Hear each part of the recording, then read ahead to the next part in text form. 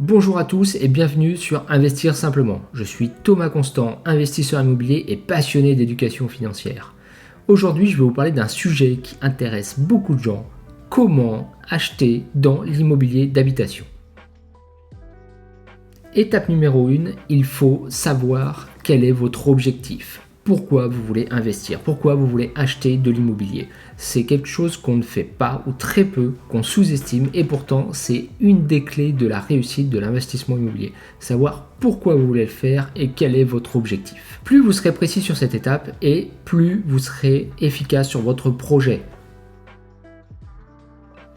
La deuxième étape est très simple. Il suffit de connaître votre capacité d'emprunt. Pour ça, rien de plus simple. Vous allez voir votre banque historique, celle où vos revenus tombent, celle où vos salaires sont versés, et vous lui demandez simplement que vous voulez investir dans l'immobilier et quelle est votre capacité d'emprunt.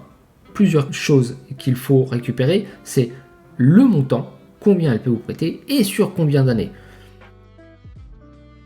Ça va vous permettre de passer à la troisième étape, qui est la recherche de biens immobiliers. Maintenant que vous avez votre capacité d'emprunt, il y a plusieurs petites étapes à faire. La première, c'est de vous renseigner sur le marché. Voilà, vous voulez investir dans un secteur géographique précis, eh bien, il faut connaître à minima les prix du marché, c'est-à-dire, pour être plus précis, les prix au mètre carré. Il y a plusieurs astuces pour ça. La plus simple, si vous débutez, vous allez sur le Bon Coin, vous regardez de temps en temps les annonces, ça vous donnera à peu près les prix du marché dans ce secteur-là. Une fois que ça c'est fait, une fois que vous connaissez un petit peu les prix, vous pouvez commencer à démarcher les agences immobilières. Comment? Rien de plus simple. Vous allez avec votre capacité d'emprunt voir les agences immobilières physiquement. C'est mieux. Pourquoi? Parce que il y aura un contact réel avec l'agent immobilier. Du coup, il se rappellera mieux de vous et il pourra mieux répondre à vos exigences, à vos critères. Clairement, c'est plus facile de créer du lien quand on se rencontre en vrai plutôt que par échange SMS, téléphone ou mail. Donc, l'idéal, vous faites la liste des agents immobiliers dans le secteur que vous ciblez et vous faites le maximum d'agences. Ainsi, vous mettez le plus de chances de votre côté que une personne, voire plusieurs, vous rappellent sur des biens qui correspondent à tous vos critères ou au maximum de vos critères. Bien évidemment, il faut anticiper au maximum, c'est-à-dire que plus vous serez prêt à faire une offre d'achat dès que vous avez ciblé le bien parce que vous avez déjà toutes vos données, tous vos critères en tête et notés quelque part, plus ça sera simple d'aller vite derrière et de ne pas passer à côté de bonnes affaires. Nous passons à la quatrième étape. Une fois que vous avez effectué des visites de biens, que vous avez trouvé la perle rare, celle qui vous convient soit pour habiter, soit pour investir, il y a l'étape suivante qui est l'offre d'achat. Donc là, vous allez faire une proposition écrite au vendeur comme quoi vous souhaitez acheter son bien à tel prix avec plus ou moins des conditions derrière. Ça peut être des obtentions de prêt par exemple. Il est très important de dater ce document et surtout de mettre un délai de validité. Pourquoi? Sinon votre offre serait valide indéfiniment. Alors que si vous mettez un délai en général d'une semaine, c'est largement suffisant au vendeur pour choisir si il est OK pour vendre ou pas. Il n'y a pas besoin de beaucoup plus que ça.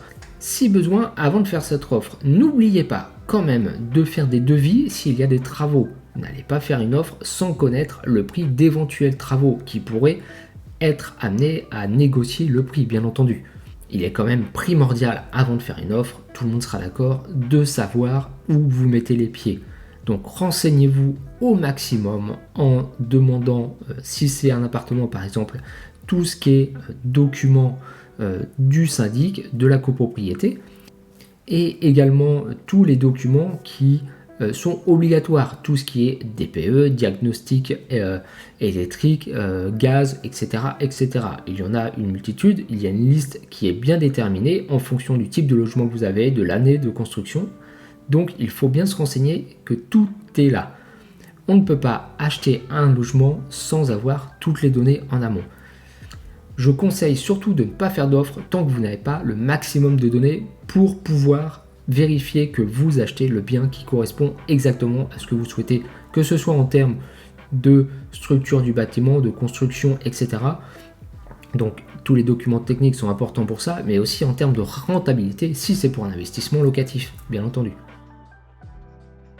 Une fois que votre offre d'achat est acceptée, vous passez à l'étape suivante, qui est la 5e étape. Donc à ce niveau-là, vous avez rendez-vous avec le vendeur chez le notaire pour signer ce qu'on appelle le compromis de vente. Ça va être le premier engagement. À partir du moment où vous signez ce document, vous vous engagez à trouver un prêt pour financer votre bien. C'est dès que vous avez ce document-là que vous pourrez démarcher les banques vraiment. Là, on rentre vraiment dans le dur du sujet pour aller chercher un financement sur votre projet. Donc, c'est la 6e étape, la recherche du financement. Je vous conseille fortement de retourner voir la banque qui vous a donné votre capacité d'emprunt. En général, ça va être la plus à même de répondre. Mais deuxième conseil, allez quand même voir d'autres organismes qui peuvent vous prêter. Pourquoi ? Parce que ce sont des commerces, les banques, donc il faut faire marcher le commerce. Si vous allez voir un artisan, vous pouvez potentiellement en aller voir plusieurs pour les mettre en concurrence et comparer les devis. C'est la même chose pour un prêt immobilier. N'hésitez pas à aller voir différents organismes. Sachez-le, avec la banque, vous pouvez aussi négocier. Pourquoi ? La durée de prêt est négociable. Si vous avez des travaux, vous pouvez faire des demandes de report de prêt. C'est-à-dire que pendant un certain temps, le temps des travaux par exemple, vous ne paierez pas en totalité votre prêt. Voire pas du tout, vous ne pourrez payer qu'une infime partie qui est l'assurance. Dans ce cas-là, ça vous permettra de rester locataire par exemple et de ne pas payer avant d'habiter la maison. Ou si c'est pour de l'investissement locatif, ça vous permettra potentiellement de faire des travaux, de trouver des locataires, voire de faire un peu de trésorerie avant de mettre en location. L'étape suivante, qui est la 7e, votre offre de prêt est acceptée. Ça, c'est la plus grosse étape que vous avez passée, c'est celle qui est la plus stressante en général parce qu'on a un délai qui court. Je pense que dès à présent, vous pouvez être fier de vous, vous avez passé une étape importante. Ensuite, vous allez retourner chez le notaire pour signer la vente définitive. Là, c'est une étape qui est assez simple en soi parce que tout a déjà été vérifié dans le compromis. C'est juste la validation que tout est bien OK. Et vous allez enfin devenir propriétaire. Félicitations à vous, vous êtes arrivé au bout de la dernière étape.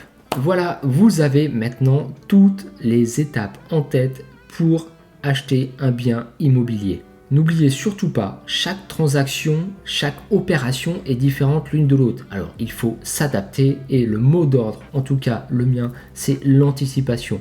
Plus vous anticipez, mieux vous serez préparé et plus serein sera votre opération. Si cette vidéo vous a plu, n'hésitez pas à laisser un pouce, n'hésitez pas à la partager aussi à toutes les personnes qui peuvent être intéressées.